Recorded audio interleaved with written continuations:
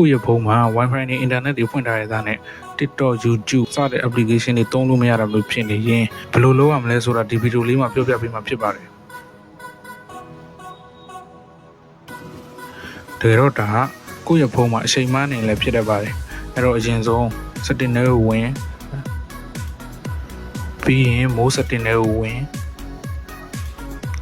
အထက်ကမှတိုင်းရန်တိုင်းမှာအချိန်မှန်ဆိုတာကိုစစ်ကြည့်လိုက်ပါမှားနေတယ်ဆိုရင်တော့အပေါ်က auto လေးကို on ပေးလိုက်ပါဒါကမှအဆင်မပြေသေးဘူးဖြစ်နေလို့ရှိရင်တော့ mode setting တွေက breaker and reset ထဲမှာ reset network setting ကိုနှိပ်ပြီးတော့ network setting reset ချပြီးကြည့်လိုက်ပါ